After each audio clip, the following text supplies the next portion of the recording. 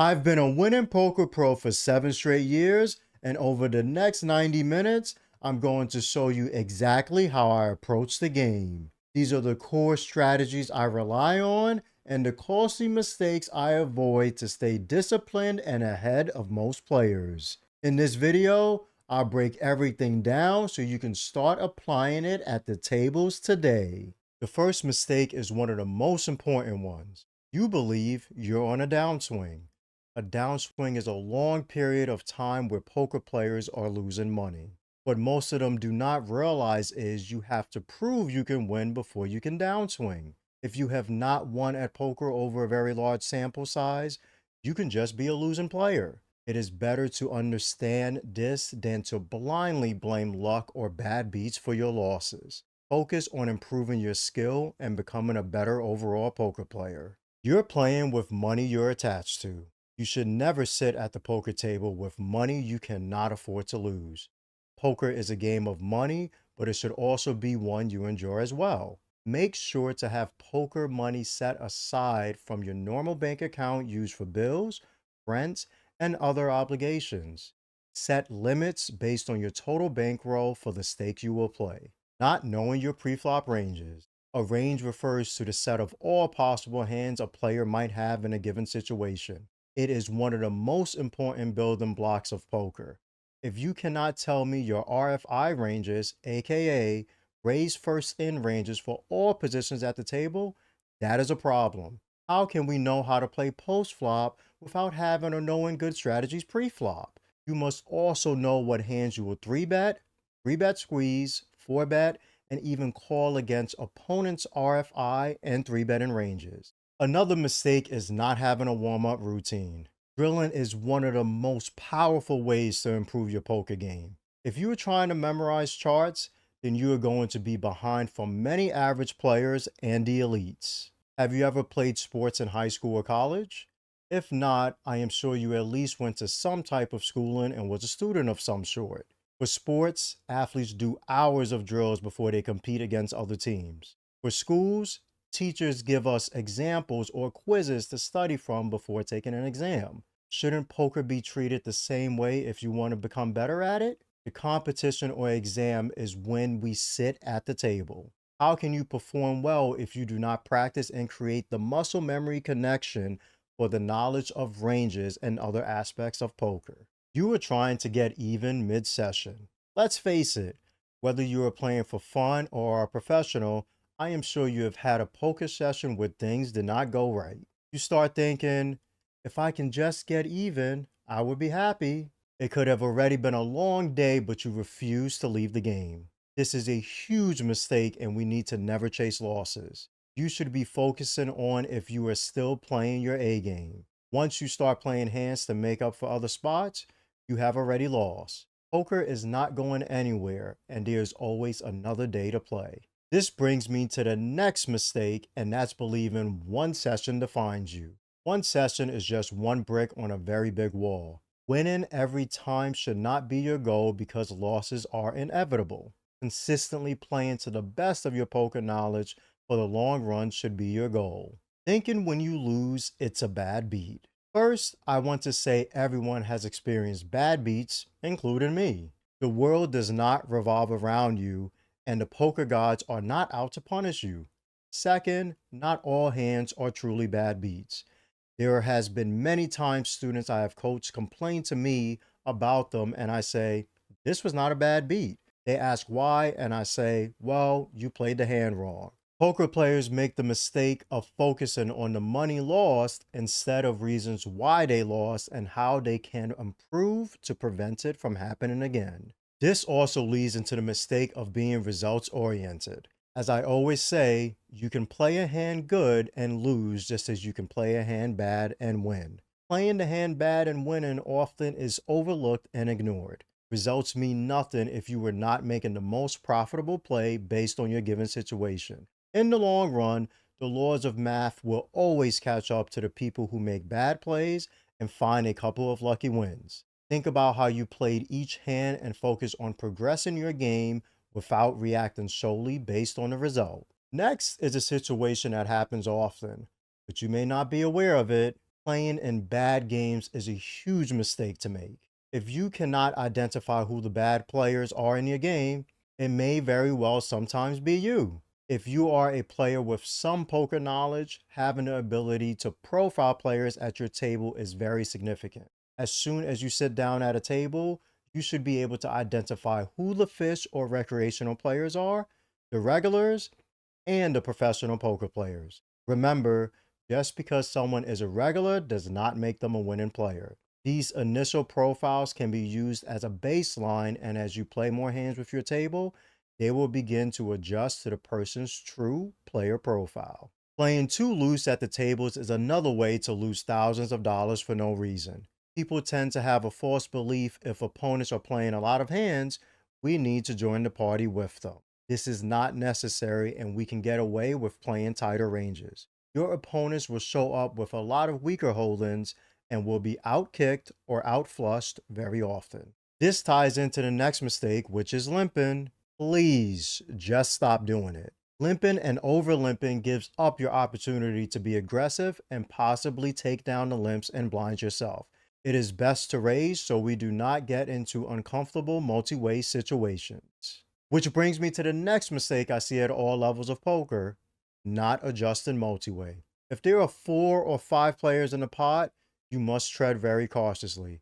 Second pair or even top pair is extremely vulnerable on the flop. A good rule to live by is the more people in the pot, the stronger your holding needs to be to call bets or raises.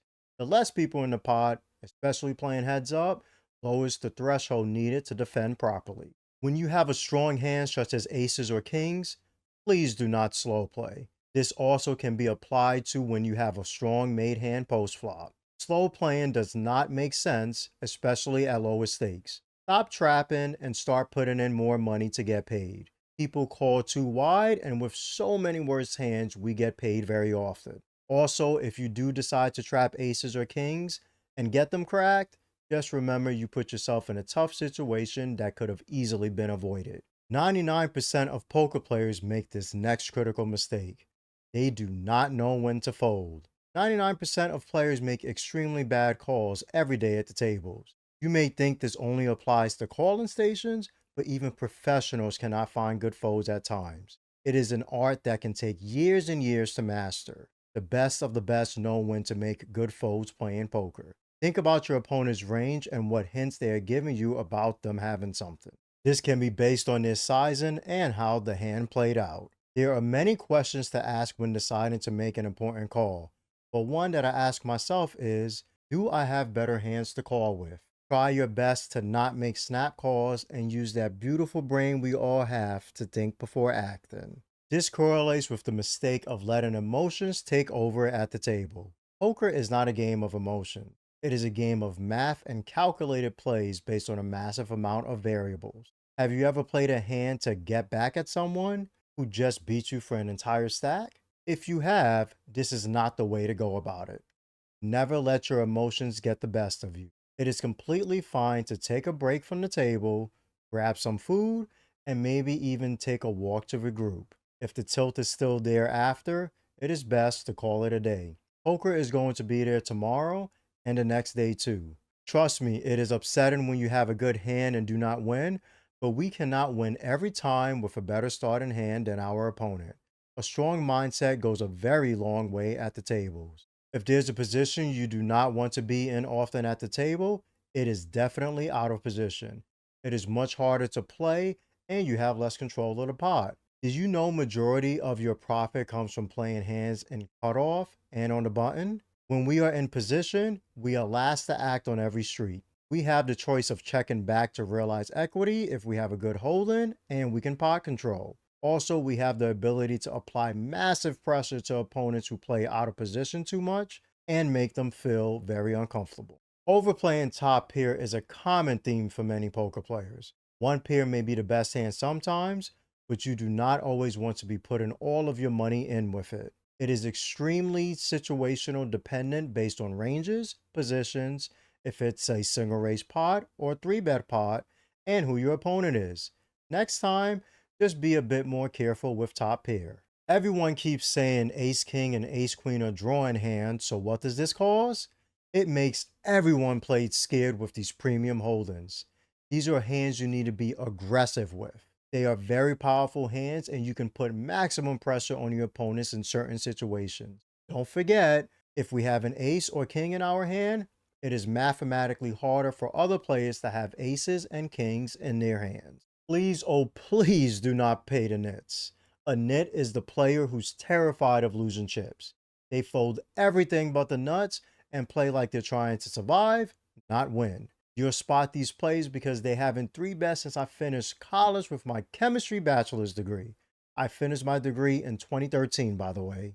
Another mistake is bluffing the fish at the table. They are the worst type of players to bluff. Sometimes you have to know when to just relax at the poker table. This is when I like to take the Brandon Sligh approach, aka the be simple approach. You can just bet when you have it because they will happily put in the money bad for you. One aspect of the game people cannot study for using charts is being able to make conversation at the tables. As I am sure you have seen on those high stake live streams, they really enjoy having people on who are good for the game. It doesn't hurt to be friendly with other players at the table.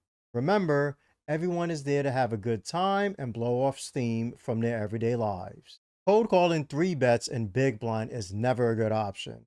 It is much better to play a 4-bet or fold strategy. In this spot, you will be out of position almost every time and be at a huge disadvantage to the rest of the table. Your hand is also played face up because people will be able to put you on an exact range. The best and most elite players never make this next mistake. It is not knowing how to hand read and range people.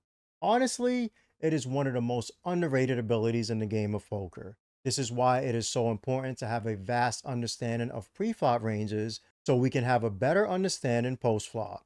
Not only do you need to know about your own range, but your opponent's as well. Ranges interact different with all of the different board textures the game has to offer. Keep in mind, everyone's range changes as we go from pre-flop to the flop to the turn and finally to the river. Player profiles, bet sizes, and actions on each street help poker players range everyone very accurately. Before we go on to the next strategy, be sure to grab my free guide, The Low Stakes Poker Blueprint, by scanning this QR code.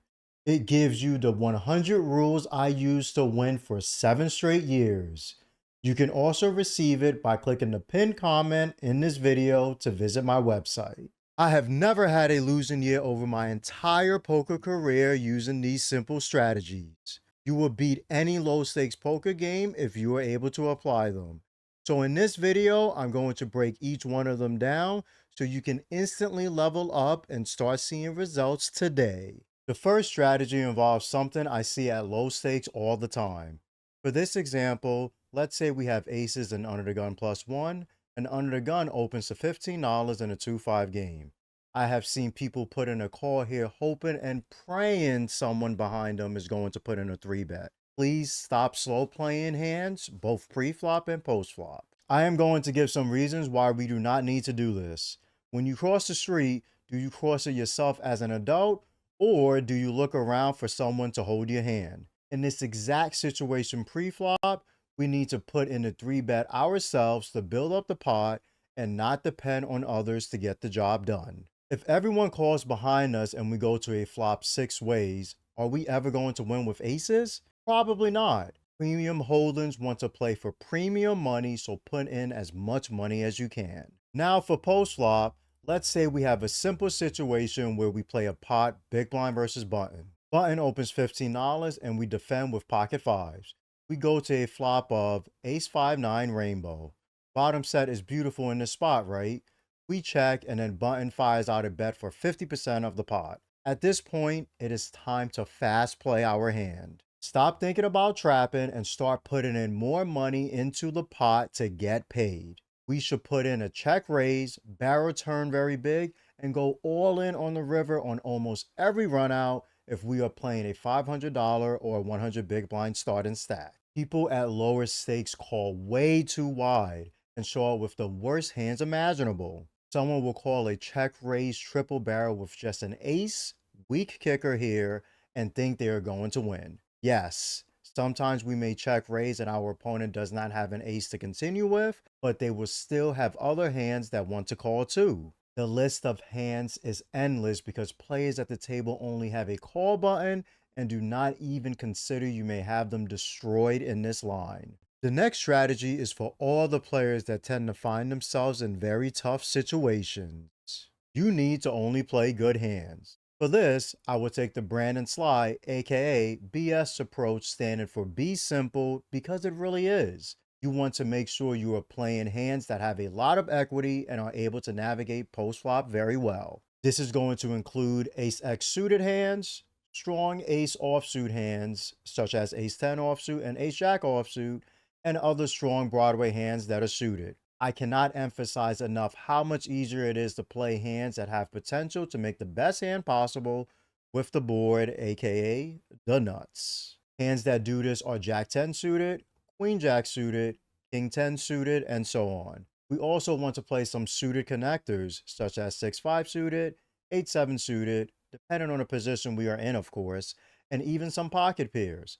Pocket pairs are amazing for flopping sets, and as we saw, a set is the easiest made hand to play and is also one of the most disguised hands at the poker table. Stop playing hands such as Queen 2 suited, 9-2 suited, and 8-3 suited. Just because a hand is suited does not mean it has strong enough properties to navigate post-flop well. Having a good kicker and strong straight possibilities is extremely valuable. Now we know the hands we should be playing, so let's focus on a strategy involving the small blind. There are going to be two parts to this, the second being the most significant. To start, stop calling in the small blind.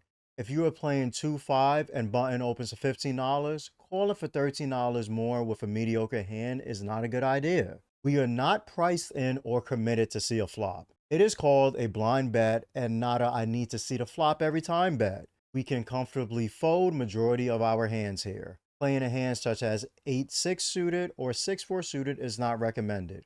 We also have to play in the worst spot to be in poker, out of position to the rest of the table. I know the hand looks pretty, but just like a toxic relationship with an extremely good looking person, you have to let it go. Now for the second part, I want to start out with a question. Do you chop when you're in small blind and big blind when it folds to you? I am sure we have all been there. If we are in the blinds, we look to our left or right and say the famous words, chop? Sometimes people peek and that influences their decisions, little do you know. The real question is, have you thought about not chopping? It is time to stop chopping the blinds. It feels natural to not want to play a hand in a blind versus blind, aka BVB configuration. We believe we are making the game move faster and are going to make more money by not wasting time on a so-called trivial spot. Majority of players are extremely uncomfortable playing because it's foreign territory. I personally never chop in the blinds. Why? It is because I have an advantage playing post-flop in these situations.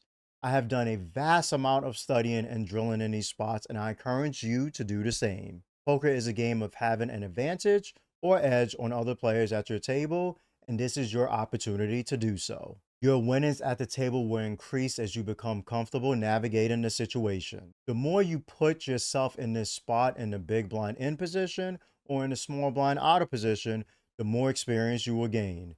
If you are in small blind, you will get to raise and sometimes take it down right away. Did you know you pay no rake if you take the pot down pre-flop? This gives even more of an incentive to not chop. Also, when small blind plays a limp, which people do at lower stakes and even at high stakes, you get to raise it up and take down a blind for free. Not only do we profit on their limp, but we just defended our own big blind. Sometimes we have to play post flop.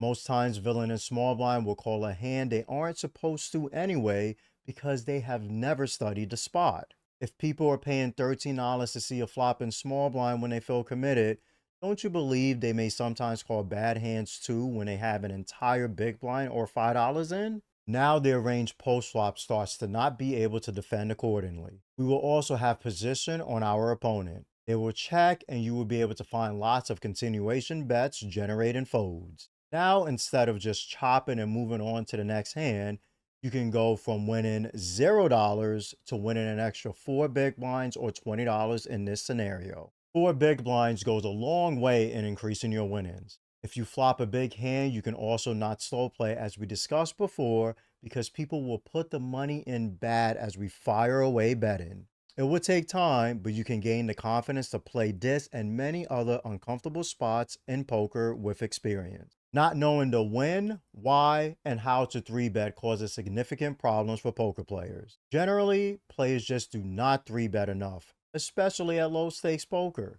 It tends to be one of the weakest points I see in all of my students when I start coaching them. You cannot just 3-bet aces and kings without 3-betting anything else. If you have this image at the table, then it is even a better time to start widening your range because people will believe you always have it. One perfect time to find a 3-bet is when you notice a player is raising almost every hand. This is mathematically not possible, so they are just playing too many hands. We can take advantage by putting in 3-bets because they will not have enough hands in their range to defend. When they do defend, we want to make sure we have hands such as ace queen and ace jack to go up against their weaker ace x and other holdings. Also, people in low stakes love calling versus open raises.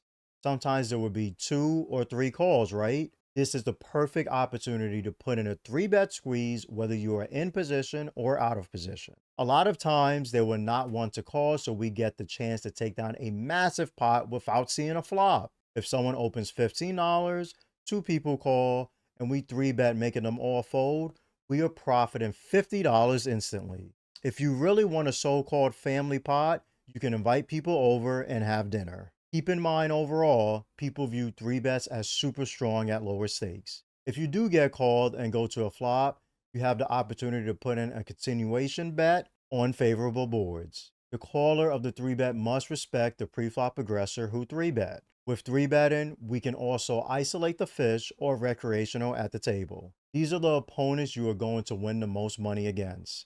So why would you want to play a big multi-way pot with the other regulars in your games? Trust me, Regs to your left will not 4-bet you light and have to respect your 3-bet. Poker is all about calculated and well-timed aggression, and 3-betting more accomplishes this. The next one is more of a strategy that must be acquired away from the poker table. You need to not be angry about bad beats. Talking about them and sharing them with your friends over and over again only promotes negativity in your mind. Do you contact your poker friends when you win a big hand and everything goes right? How about if you give someone else a beat at the table? These are the stories everyone wants to hear about to uplift their day because, yes, good things happen in poker too. You need to learn to always keep a positive mindset when playing. Do not be distracted by a bad beat if and only if you truly played the hand to the best of your knowledge and ability. If you made a mistake such as slow playing aces and they were cracked, nobody is going to feel sorry for you.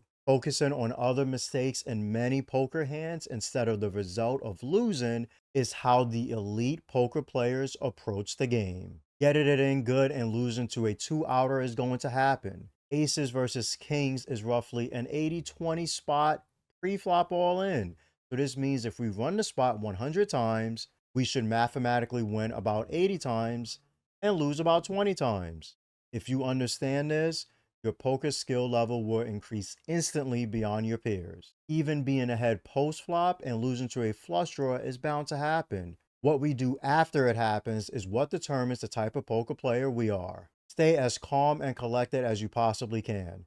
If you cannot after losing a big hand, then it is time to call it a day.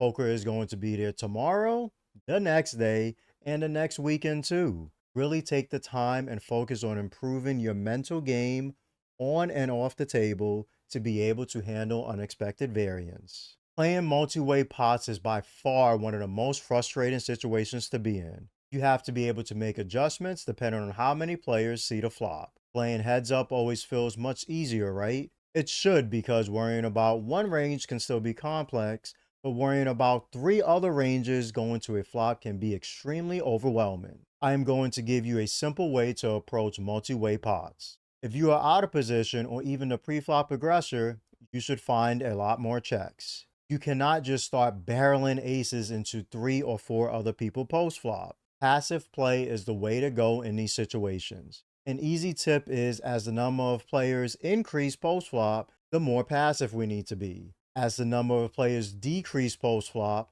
the more aggressive we get to be. This works the same way with hands we find calls with on the flop, turn, and river. The more people, the threshold needed to defend accordingly will increase, and the less people would decrease the threshold needed. A quick example of this would be if we have ace 7 suited on an ace king queen rainbow board. If someone randomly bets pot with a total of 4 people in it, do you really think your ace is good? Of course not. Be sure to use these simple multi-way tips to be able to navigate post-flop more effectively. Now I want to talk about a skill that separates the elite from the mediocre players. It's understanding when and how to fold. I will keep this simple for you. If you feel you keep putting in calls in really tough spots and they always have it, well, it is finally time to start folding more. Most people do not fold enough, so this is your alert to fold just a little more in your low stakes games. The problem is that people theoretically do not bluff enough. Yes, that one time you finally called a big all-in on the river worked out, but what about the 9 other times? What about all the times someone check raises big on the turn and bets big on the river? Did you fold then? Generally, if we face aggression at lower stakes, we just get to fold more. Or when you have premium or strong made hands. Try not to call medium strength hands in your range so often. Do not believe someone is capable of pulling off some sick bluff until you see it with your own 2 eyes at a showdown. If you are enjoying the video so far, I would appreciate if you can give a thumbs up and hit the subscribe button. It helps grow the channel and I would love to make it to 10K subscribers. Also, drop a comment below with some of your favorite parts so far. Ever wonder why you can't win at poker?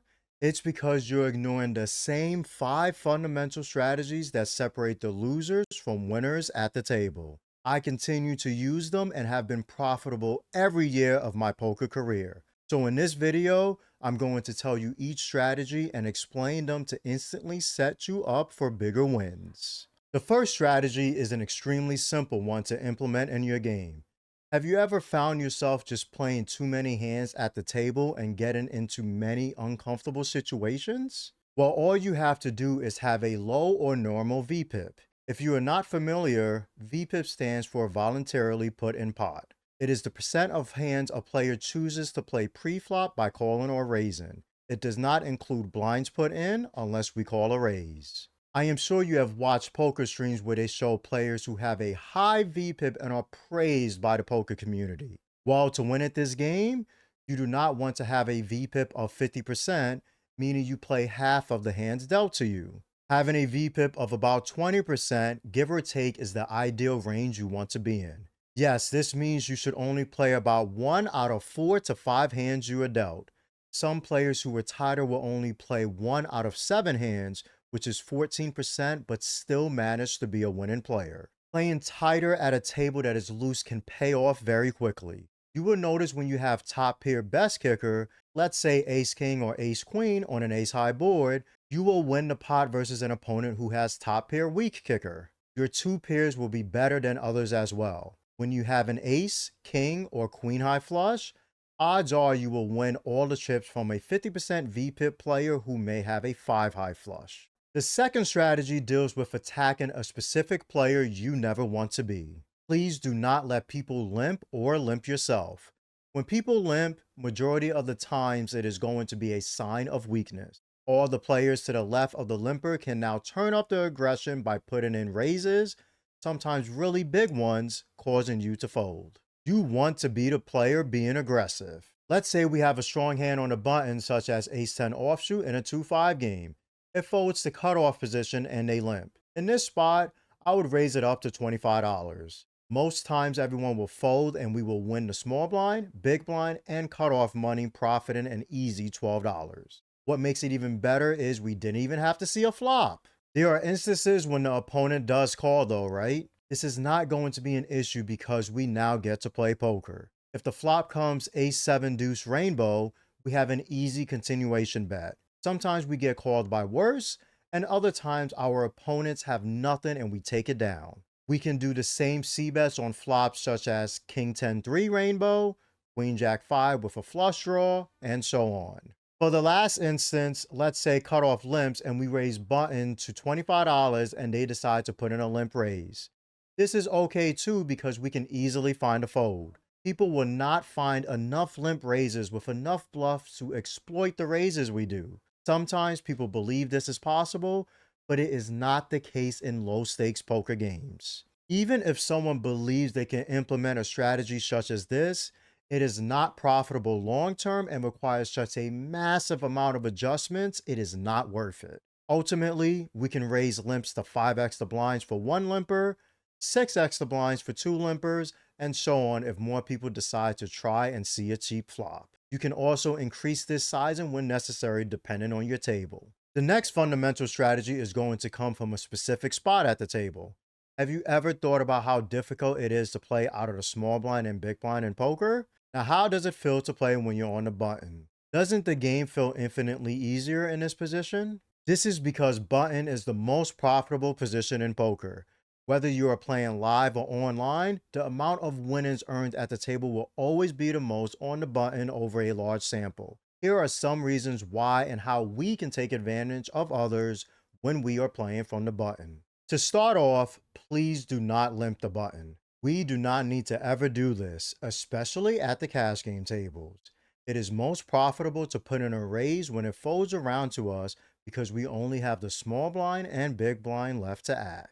There are a lot of scenarios where they fold and we get to steal the blinds without paying any rake. This simple raise becomes even more profitable if you have tight players in the blinds because they will defend less often and just fold. Yes, a lot of small wins help lead to big wins in the long run. Another advantage of playing a lot of hands on the button is we always are last to act post flop. Think about it. We close the action on every flop, turn, and river. If we go to a flop and everyone checks to us, we have the final decision of seeing a free turn card. This is perfect for situations when we want to realize our equity if we have a flush draw, have second pair and end up turning trips, or check back a pocket pair turning a set. We also have the opportunity to play more aggressive against our opponents in position.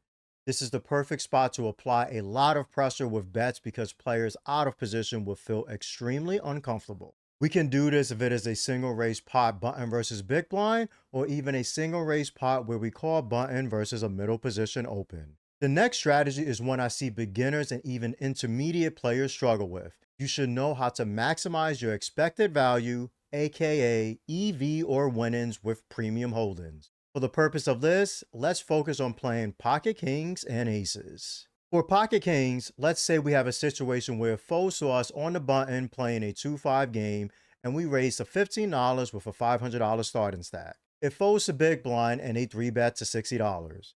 In this spot, we should not just find a call. Can our opponent have aces? Yes, but that is not a reason to be scared and not 4-bet. Too many times I sometimes see players call here to see if an ace comes on the flop before being willing to play a big pot. We can confidently 4-bet, and if they do decide to go all in, it is perfectly fine because we have the second best starting hand in poker. Just because it happened to you during your last session does not mean it will happen again. By not finding a 4-bet here, we are not maximizing our winnings in the long run with pocket kings. Now with aces, let's use an example where we are in our favorite position, the button. Our opponent raises in cutoff position and we 3-bet. They put in a call and we are heads up. To simplify, we will have $100 in the pot and $450 behind. To also keep it simple, let's not worry about bet sizes. The board is going to run out King 7 for a rainbow, turn comes in 8, and river is a 2. What are your thoughts here with aces? We are going to have the best hand on the flop, right? So we can confidently always put in a continuation bet here. Checking back trying to slow play is not necessary and is going to make playing for your opponent's entire stack much more difficult. After betting, we go to the turn and see the 8 bringing in the backdoor flush draw of clubs. At this point, where does your thought process go? For some, they may think, oh no, 6-5 is a straight. I may have to proceed with caution. This is not where your thought process should go. You should mainly still be focused on betting again because there are still many worse hands you can get called by, such as King Queen, King Jack, King 10, and even pocket pairs such as pocket jacks, 10s, and 9s that are not willing to fold because they believe you are bluffing. We put in a bet on the turn, leaving about a pot-sized bet give or take left for the river. The river comes a 2 and our opponent checks. Now is the time to maximize our EV and go all in on the river. Yes, it is a big bet, but at lower stakes, your opponents are not folding a king here. They may even still call a pocket pair, which is second best pair because they do not believe you. Trying to be cute and bet half pot or a small bet is not going to maximize our winnings long term here. You must learn and be willing to play for it all when you have pocket aces and kings. If you are not and are betting very small with these really good hands because you want to at least get paid something, then it is going to be a long road ahead at the poker tables. This next strategy is one of the most crucial ones I see beginners and even some intermediate players struggle with. I am going to give you some quick tips on playing top pair. Do you remember how we just maximized our EV with aces the last hand? Well, with top pair, we can do the exact same thing in a line where our opponent is just check calling heads up. When you do not face much aggression or bad runouts, top pair is an amazing hand that wants to get called by worse. Now, if we do start to face aggression on later streets, such as the turn or the river with check raises or raises in position from our opponent,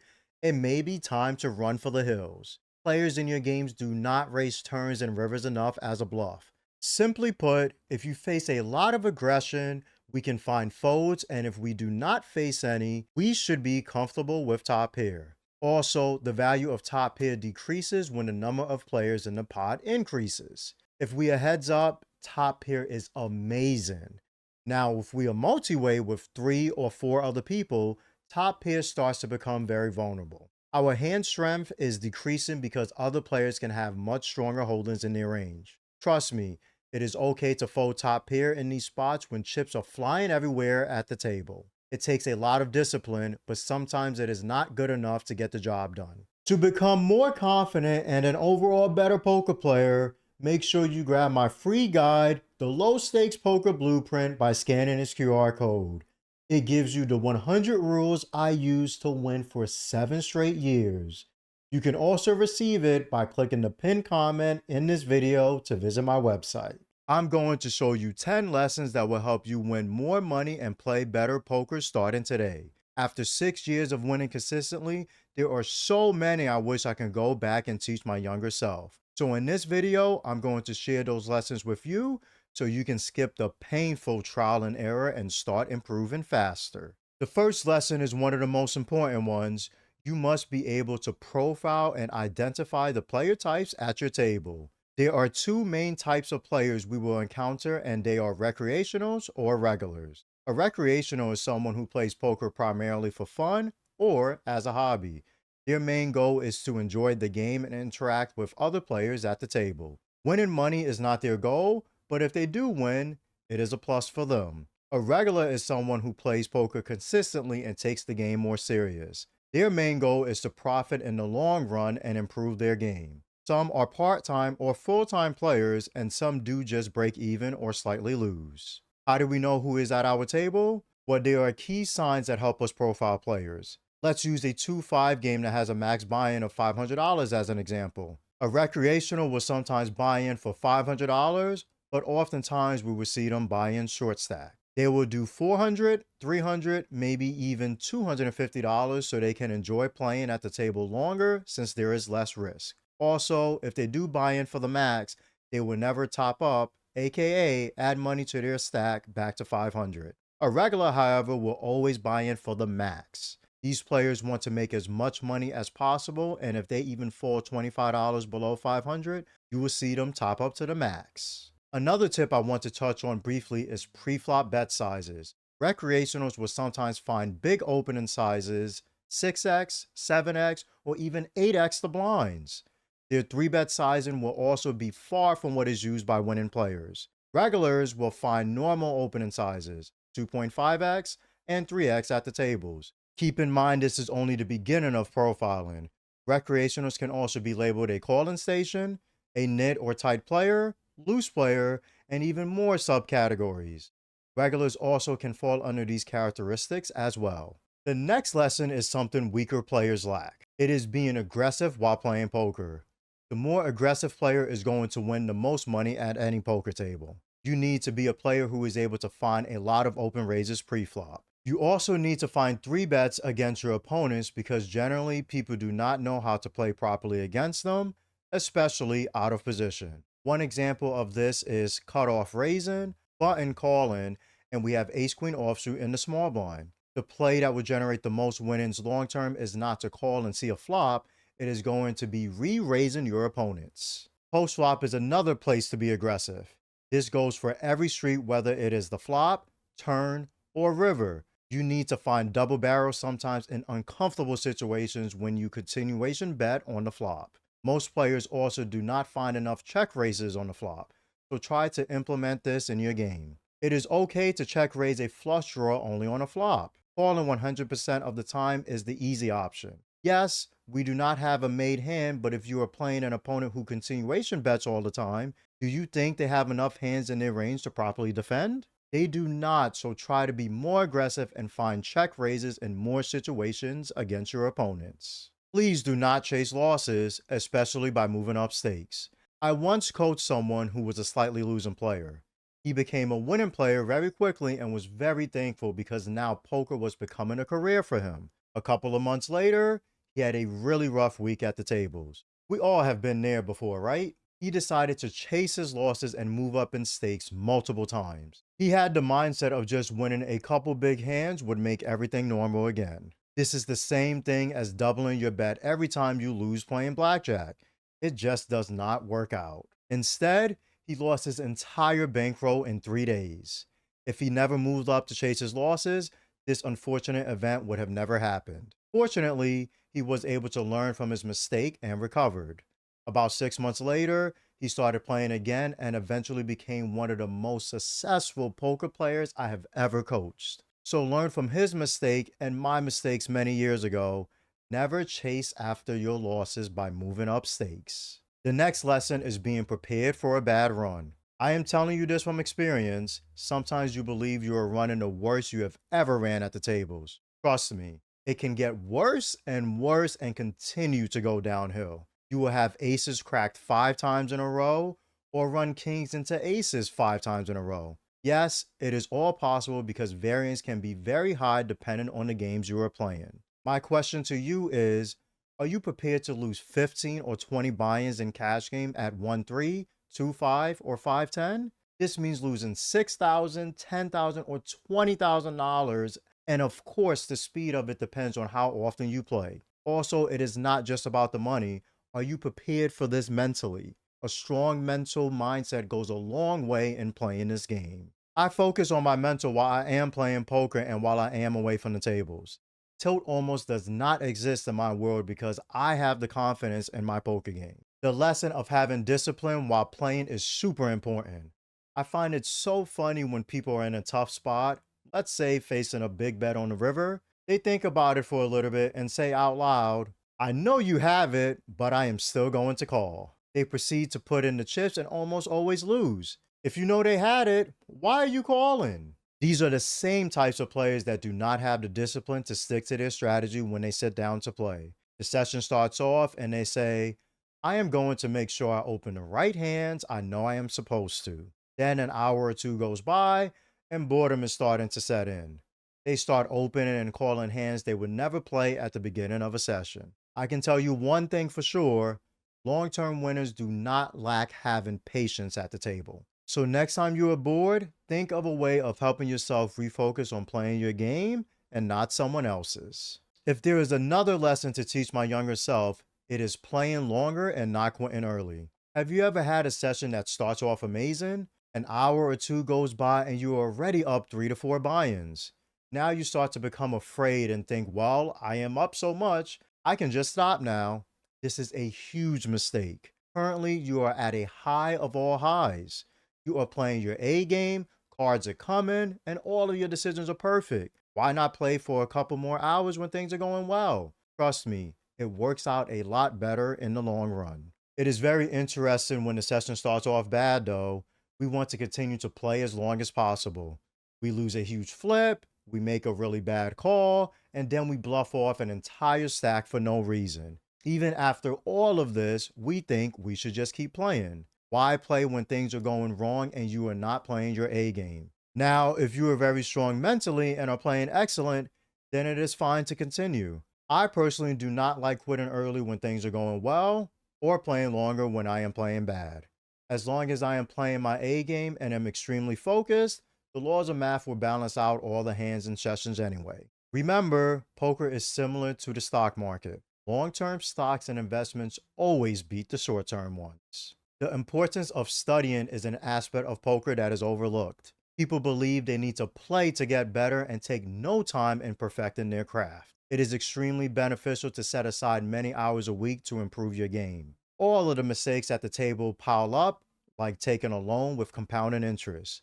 Do drills, talk hand histories with a friend, and maybe watch other great players play. Believe me, it is possible to become a better player away from the tables. It may feel like it, but people are not luckier than you. When I played at the beginning of my career, it just seemed the people who played the worst cards always won, especially against me. I would remember all of the negative hands, but forget about the positive ones. Our mind is wired to focus more on the bad than the good. What we are not seeing is when these so-called lucky people lose. It is also funny when people win big or run hot, as everyone loves to call it. A good example of this is when Michael Mizrachi ran so hot during the WSOP main event, he won about 10 all-ins consecutively to go from short stack to big stack. Ultimately, he would win the entire tournament. What we do not remember is all the times he probably lost while he was ahead in this or maybe other WSOP tournaments. Range awareness is key to winning in this game long term. People believe they understand ranges, but yet they make very bad calls or bluffs. Ranges may seem simple pre-flop at times, but they progress very quickly on flops, turns, and rivers. Knowing how they develop is key to understanding how you should be playing multiple scenarios in poker. Being able to call out combinations of hands while playing poker helps with being extremely range aware. Positioning at each poker table can affect your win rate. You always want to be in position to the fish in your game because they will make a massive amount of mistakes playing you out of position. Sitting to their direct left or one seat over is huge. Sometimes even being in position to aggressive regulars can help out too. Usually, when you are first to act, you will face a lot more 3-bets from them. Next time you are playing poker, carefully check the profile of the players who are seated to your left and your right. At the beginning of my career, I loved reg battling. It did not matter who was at the table, I would play for hours and hours. Honestly, I knew the fish were bad, but I did not truly understand the concept of how much more money I made from them. Regulars make mistakes too, and some are not the best at the game, but the drop off in skill level for a fish is tremendous. I am thankful for all the reg battling I have done in my past though, because those games can be very fun and improve your skill level. Ultimately, the fish's mistakes is what puts food on the table though. Which brings me to my next lesson, being kind to fish at the table. They are there to have a good time, right? So when they give you a bad beat with a hand you know they should never play, do not insult them. I see this time and time again, and it is not good for the poker economy. Let them have their small wins because they are what truly makes this game profitable. If I lose to them, it is okay because I know if I get into a hand with them multiple times after, I will come out on top. In the long run, I will always win the most against them. If all the poker tables we played at were only full of regulars and no fish, the edges start to become extremely small. Remember, not only do we have to beat our opponents at the table, but we have to beat rake as well. So next time a fish destroys you in a hand, be kind because they are just there to have a good time. Poker is challenging. It is one of the only sports where you have to consistently put high amounts of money on the line to make a living. The challenge is what makes most things in life fun though, right? It has a bunch of roller coasters and swings that are never ending. Anything where there is risk involved financially always feels challenging. If you are enjoying the video so far, I would appreciate if you can give a thumbs up and hit the subscribe button. It helps grow the channel and I would love to make it to 10K subscribers. Also, drop a comment below with some of your favorite parts so far. There are 5 questions winning poker players ask themselves in every single hand. I have been a winning pro for 7 straight years by using this exact thought process to make clear, confident decisions. In this video, I am going to give you all 5 questions and show you how to use them so you will start making better decisions and winning more money in your games. The first question I ask myself involves pre-flop decision making. What is the player type I am facing in this hand? The reason I ask this is because I want to know how I am going to play my opponent. Is my opponent a regular at the poker table and does everyone know them? Am I playing against a recreational who is just looking to have a good time and is having a couple of drinks? Is the player tight and has not been playing too many hands recently? Are they loose and it seems as if they are playing every single hand? How has my opponent been carrying themselves at the poker table based on their chip stack, reaction towards the dealers, other players, and certain runouts?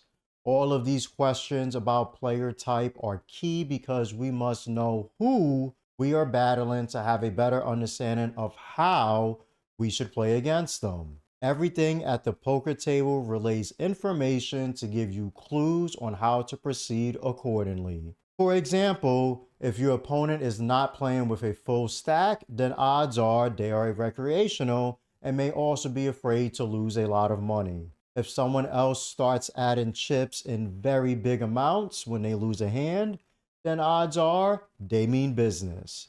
If dealers know the player's first name, last name, wife or husband's name, how many kids they have, or their favorite food to eat while playing, then they are definitely a regular to the game. Keep in mind, a regular does not mean they are a good player though, but we can use this as a baseline to further identify them. So next time you sit down at the table, make sure you identify everyone to the best of your knowledge to play them better during your session. The second question is going to be, what is my current holding?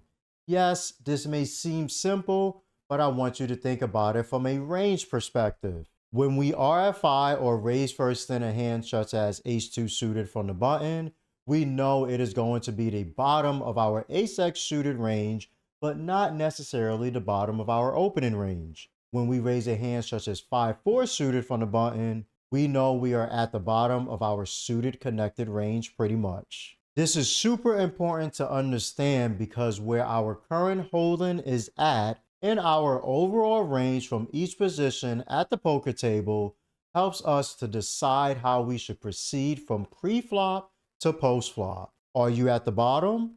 Then maybe you should fold to someone who is 3-betting you. Are you in the middle? Then we can continue to someone who is 3-betting a normal range. The decisions will change as we progress from pre-flop to the flop, turn, and the river. As we make it post-flop, we now can ask ourselves the third question of what am I aiming to accomplish with my range and current holding. Every time we decide to make a bet post-flop, there must be a reason why we are betting. Making a bet because you feel like it is not a reason to put chips in a pot. Some of the reasons to bet include to get called by a worse hand or to bluff someone off a better hand. Focusing on having the range advantage and firing out a continuation bet is also super important. Sometimes we can even have an extremely strong hand such as 2-pair, but our range does not necessarily want to bet in a particular spot. Overall, being able to disguise your hand is significant and will pay dividends in the long run. If you are ever in a spot and you cannot find a reason to bet, then maybe it is better to check your option. Betting because you are scared what your opponent might do is not the perspective you want to have. Also, checking can sometimes provide more winnings in a particular hand than if you were to do the betting yourself. The next question is going to focus on us and our opponent at the same time, especially when we are making a decision on calling a bet on the flop, turn, or river, and also deciding if we should raise. What is my range and what is my opponent's range? I would like to focus on the river since this is where a lot of money can be won or lost in an instance. To keep it simple, let's focus on a pot where we are big blind versus button. I want to give 2 scenarios because the following questions will help in both of them. The first will be a pot where we check call flop, check call turn, and then face a triple barrel on the river.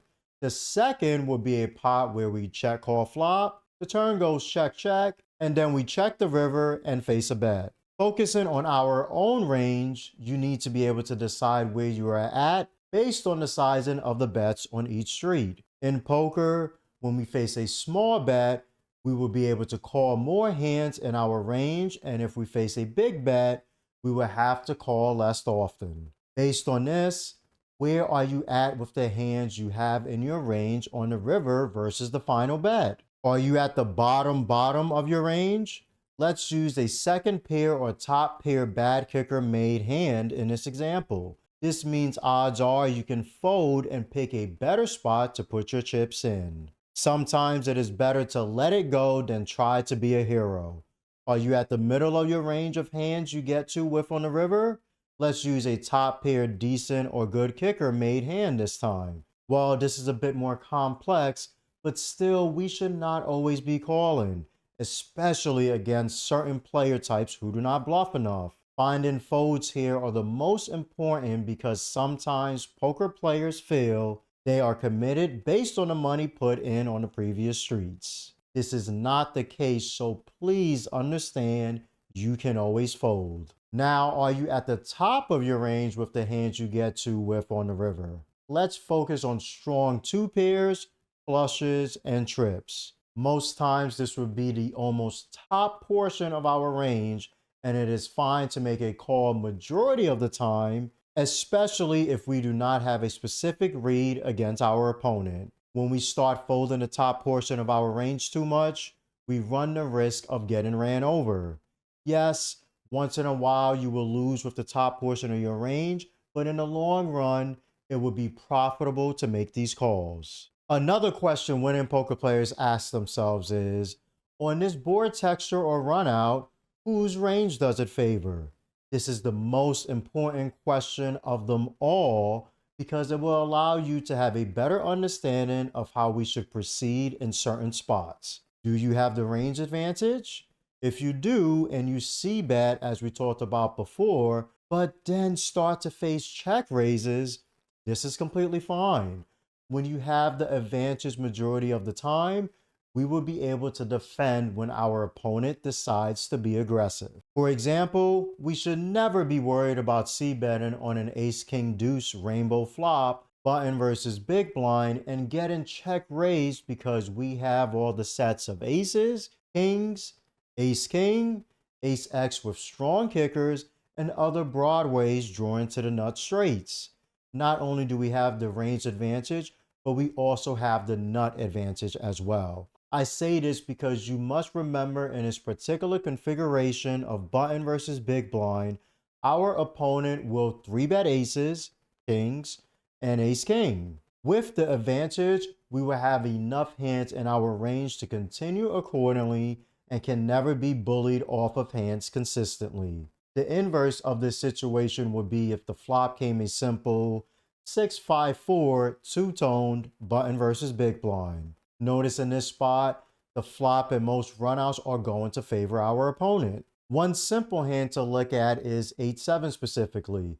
Can we both have 8-7 suited in this spot? Of course, but who has 8-7 offsuit? I am not sure about you, but I am not opening that hand from the button, but the big blind will defend it sometimes in your games. Now, if we do bet and get check raised, the aggression starts to lean towards our opponent having better hands than we do. Focusing on runouts now, this can be seen on boards that contain a lot of 4-card straights. For example, the flop can be 6-5-4, the turn is an ace, and the river is a 3. Do we have more straights or does our opponent have more straights in their range? If the flush comes on the river in this same configuration, do they have more flushes or do we have more flushes? Now, it is not that we cannot have these hands at all, but our opponent has a lot more of these made hands and we must respect this aspect of the game. Remember what I said in the beginning, poker is a game of range against range, and once you realize that, you will be on the path to success. If you somehow have not checked out the 100 rules I used to win for 7 straight years, what are you waiting for? Scan this QR code to receive my free guide, The Low Stakes Poker Blueprint. You can also receive it by clicking the pinned comment in this video to visit my website. Are you struggling to win at poker? It's because you are ignoring 6 simple strategies that separate the winners from losers at the table. I use them continuously and have been profitable every year of my poker career. So in this video, I'm going to tell you each strategy and explain how to apply them so you can win more money. The first strategy is one of the most important ones. You need to increase your opening range at the table. If you are not familiar with what a range is, it refers to the set of all possible hands a player might have in a given situation. It is one of the most important building blocks of poker. Even though it is, people struggle to know the correct hands to open when it folds to them. For example, let's talk about opening ranges from the button at the table. If it folds around to you, do you know the hands you are going to RFI, aka raise first in? This is one of the best spots to be in because you only have to play against small blind and a big blind. We can still the blinds by raising wider than usual, and also if they call, we will be in position. You should be opening all suited aces here. Yes, this means all the way down to ace-2 suited. Some may get this right, but then what happens to the suited kings region? We should be opening all of them as well. This goes the same for the suited queens. All of these hands have great playability against our opponents, especially when we have an opportunity to flush over flush them. While we have the queen, king, and ace high flushes, our opponent who defend the blinds will often have lower ones such as 7-6 suited, 4-3 suited, etc. This is just one of the made hands we have the advantage over them with. While playing poker, we must learn the proper ranges and understand the why behind playing certain hands. The second strategy is so simple, and yet people at every table in the world do not do this. You need to stop calling weak hands in the small blind. Let's say we are playing a 2-5 game and the opponent in cutoff opens to $15. Button folds and we look down at our hand and see 8-6 suited. Some people believe they have the odds to call here and see a flop, but there are many reasons to not. First, we are not priced in to see a flop with all suited hands in the small blind. It is called a blind bet and not a committed to see a flop bet. Second, we have to play out of position to the rest of the table, which is the worst spot to be in poker. Hands in the small blind look pretty, but trust me, if you fold 8-6 suited, 4-3 suited, queen-6 suited, and many more, will lose less money while playing. Let's get to the third strategy you need to utilize to stop losing money at the tables. You need to play correctly with top pair. When we are playing an opponent and have top pair, top kicker, let's say ace king on an ace high board that is dry, we want to keep putting money in the pot if they are just calling our bets. However, when we start to face a lot of aggression on later streets such as the turn or the river, with raises against our bets, it may be time to reevaluate the situation.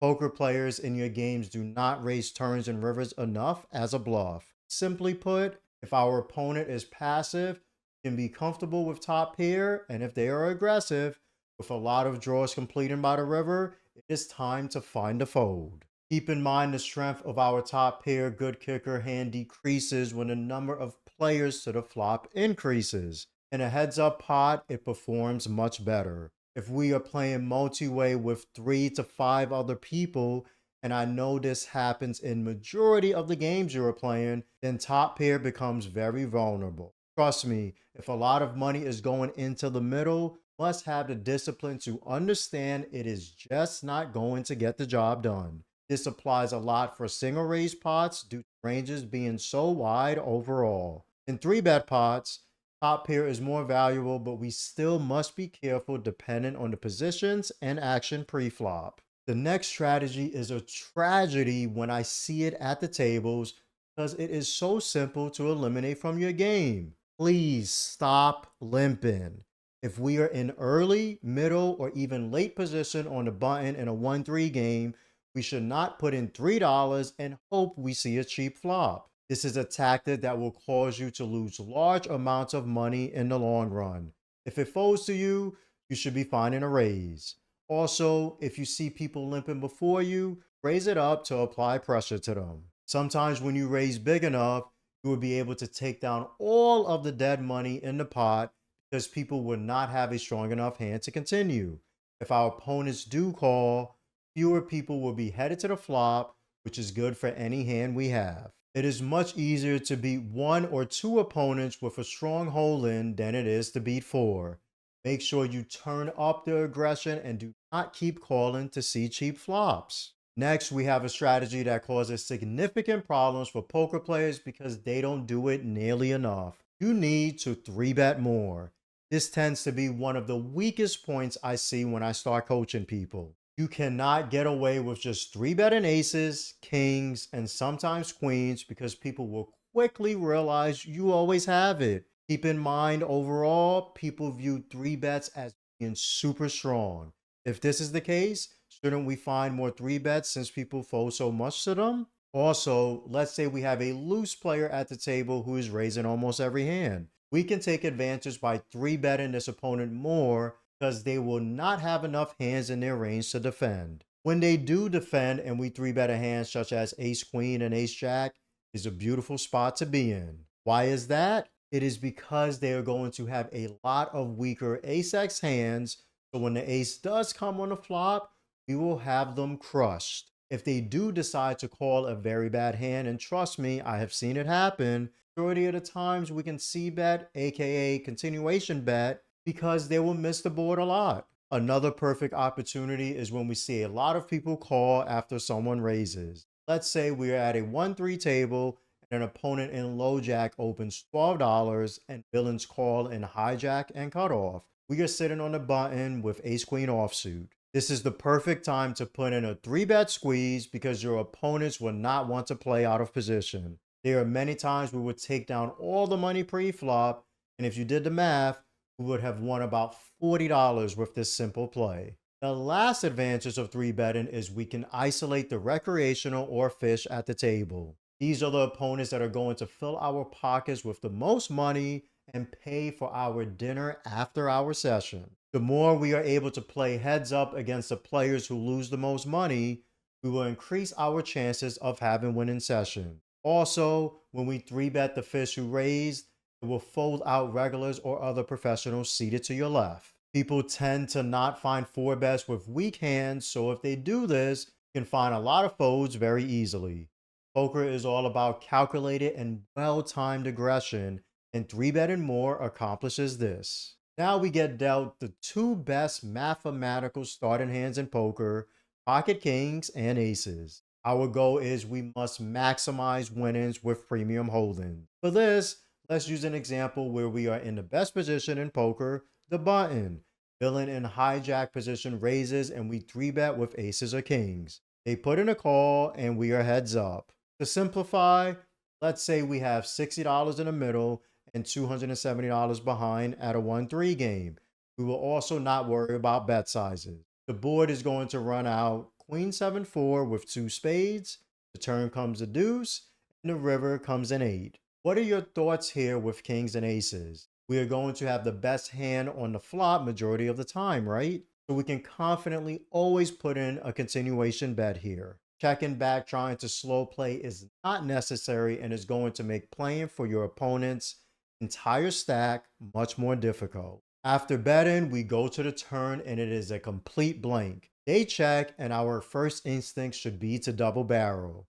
We want to set up the pot preparing for a jam on most rivers. We bet again and after they call, the river comes in 8. At this point, where does your thought process go? Some may think you cannot be serious. Now they can have a straight with a 6 and a 5.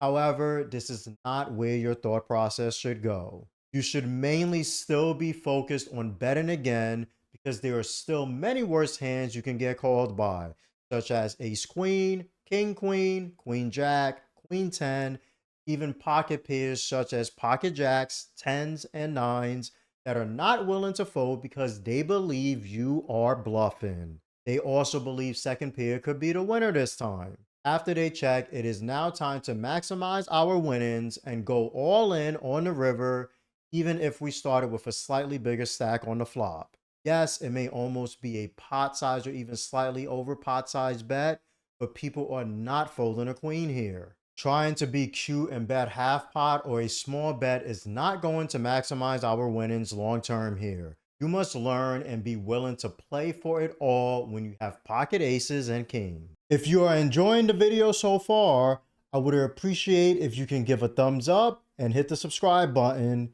It helps grow the channel and I would love to make it to 10K subscribers. Also, drop a comment below with some of your favorite parts so far. Most low stakes poker players think they need a complicated strategy to win. I've been a winning poker pro for 7 straight years, and I'm telling you right now, there are 4 simple hacks that would change your results fast. In this video, I'm going to break down each one so you can start using them today. This first one might sound boring, but trust me, this is where low stakes players donate the most money without realizing it. If you play too many hands pre-flop, you're not just playing more poker, you're putting yourself into more situations where you're going to make expensive mistakes. When you do play too many hands, you end up playing a weak hand and you flop something that gives an illusion of looking decent. Let's say you hit top pair weak kicker or you have a weak flush draw.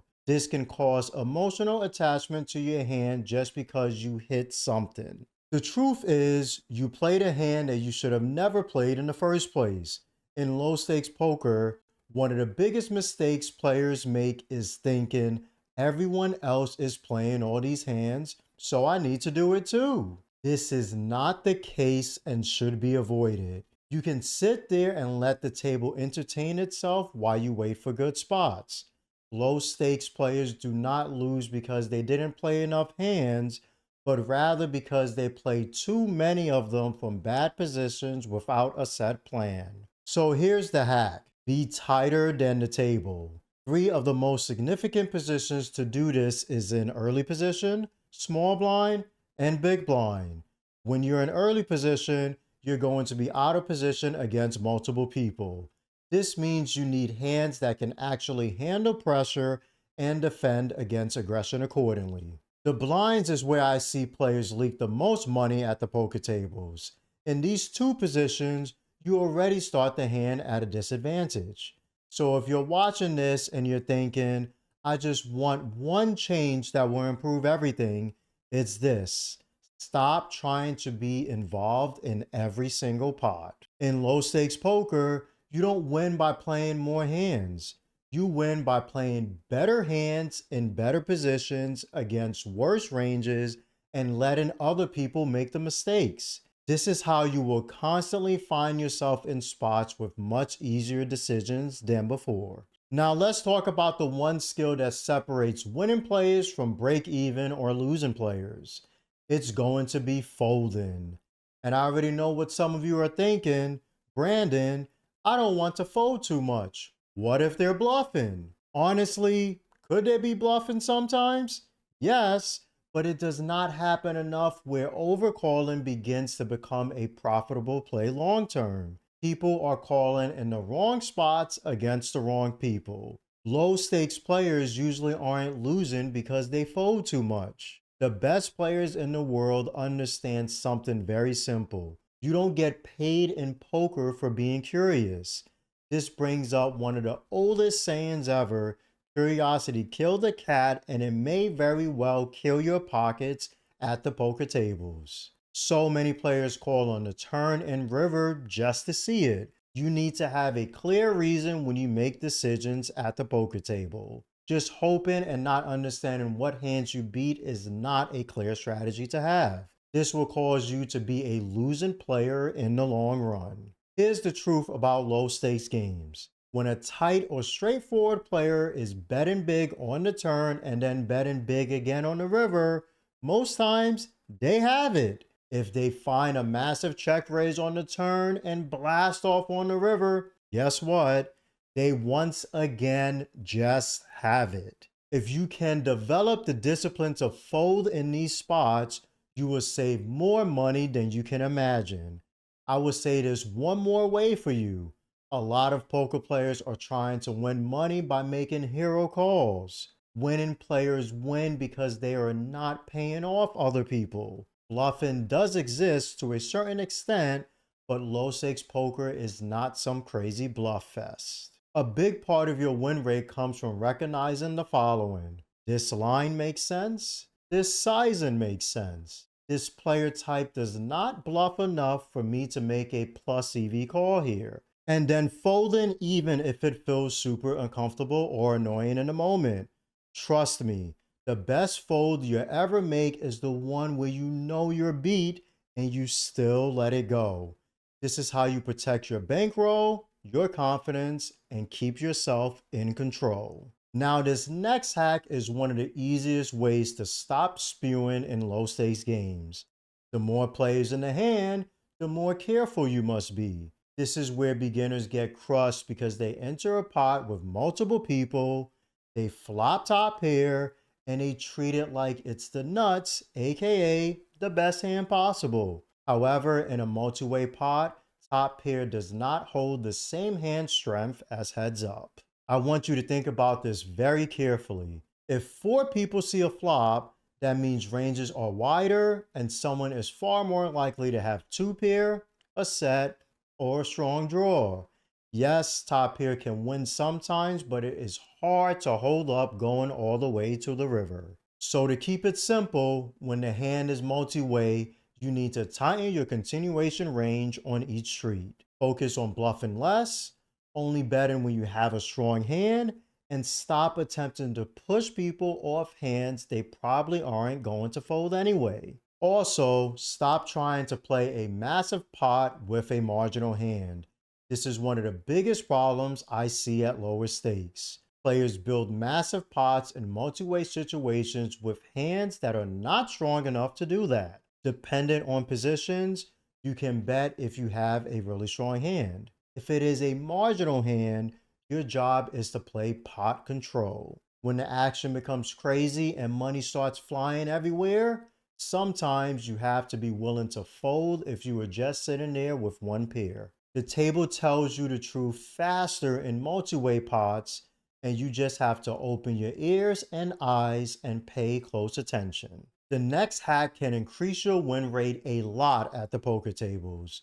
When you 3-bet with the goal of isolating weaker players. Most low stakes players 3-bet in 2 ways. The first is only with aces, kings, and sometimes queens.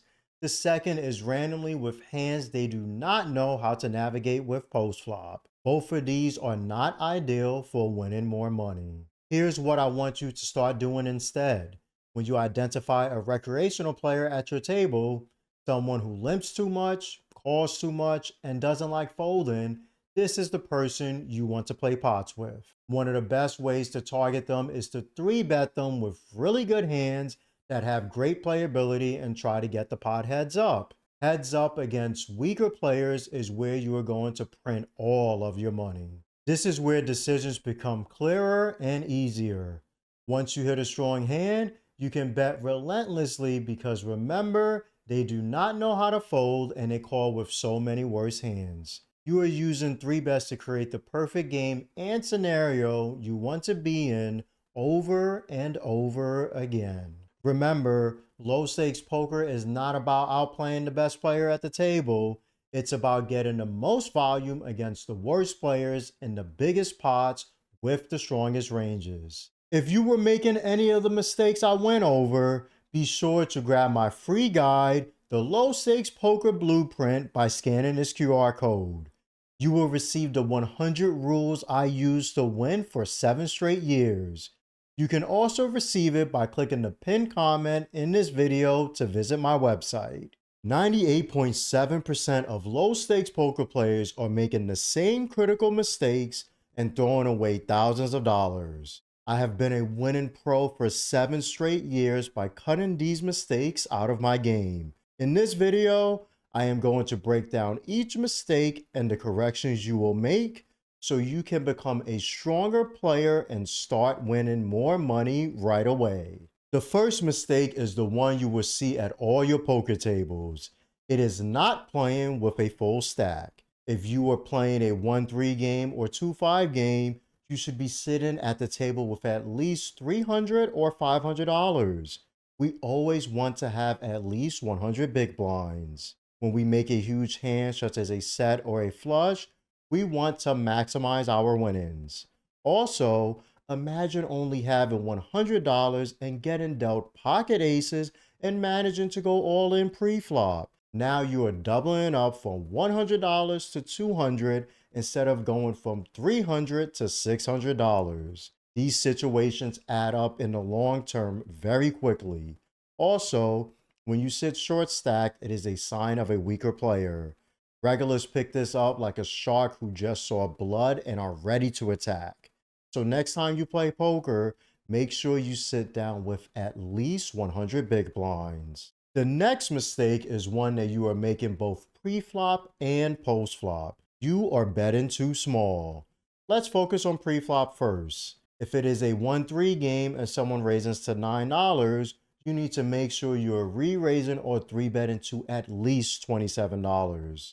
If someone in a 2-5 game raises $10, you should not just 3x the size, but you should be 3-betting to at least $40. The sizing for each situation is also dependent if we are in position, out of position, and on the effective chip stack with our opponent. As for post flop, the mistake comes when players love using the 50% bet size too much on turns and rivers. Yes, this was the play many, and I mean many years ago, but now it is time to use bigger sizes. Try utilizing sizes such as 66%, 75%, 100%, and sometimes even more than what's in the pot.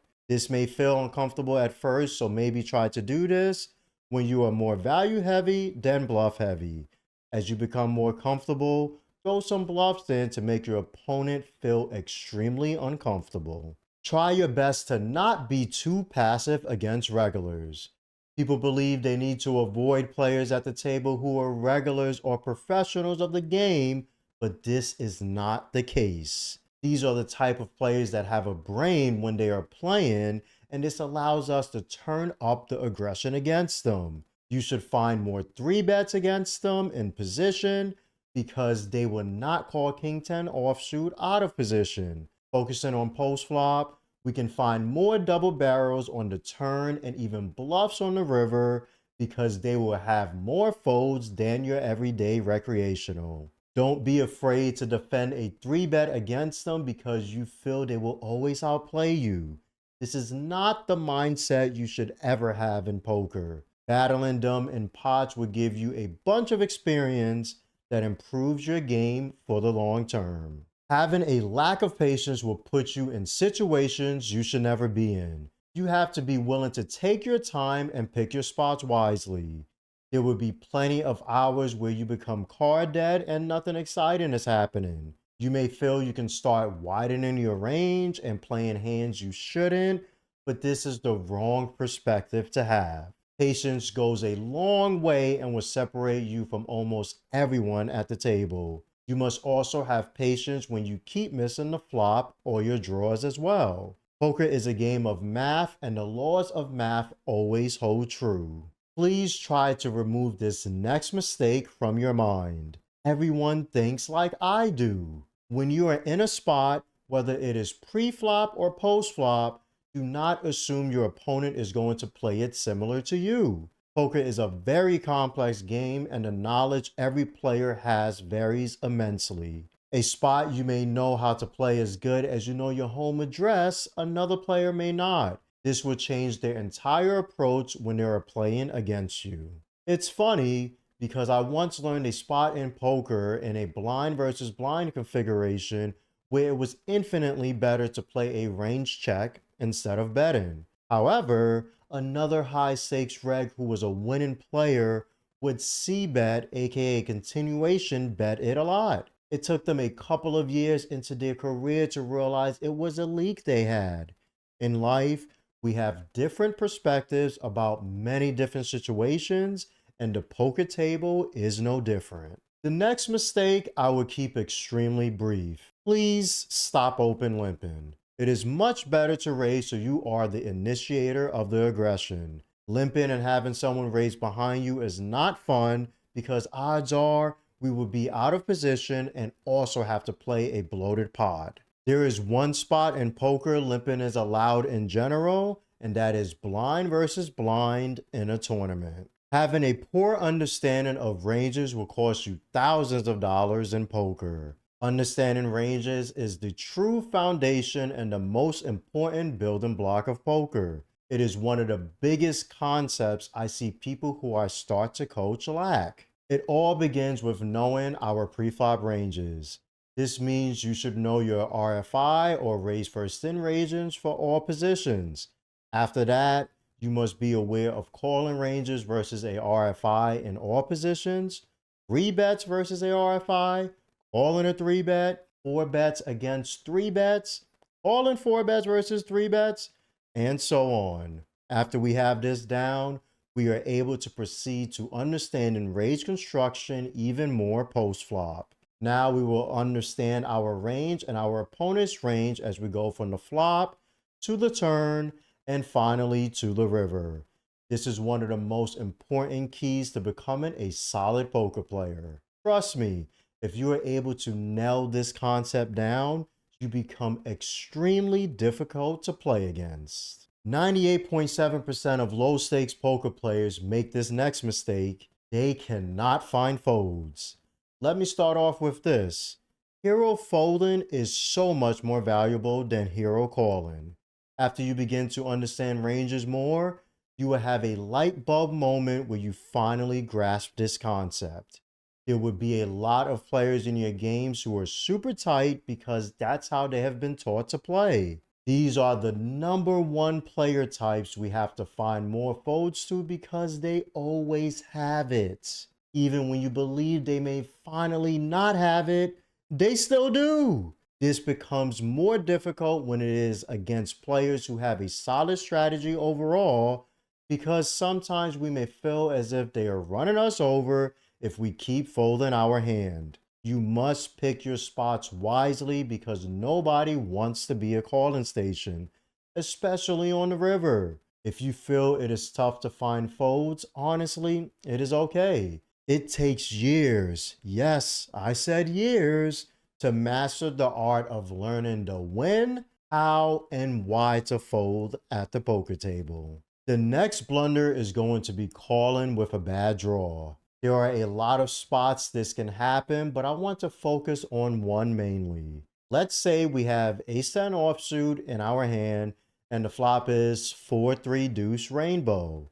If a 5 were to come on the turn or the river, we would have a straight. The problem is our hand begins to have reverse implied odds when it is calling a bunch of bets to chase this straight. When you finally hit your hand, you feel happy at first until you realize your opponent can have a 6 for a higher straight. This happens very often with 4-card straights where we make the bottom, but our opponent has the top end or they already had the straight with 6-5. I see this time and time again, and then when our opponent bets on the river and blasts it, are you really going to fold the second nut straight on a non-flush runout? Probably not.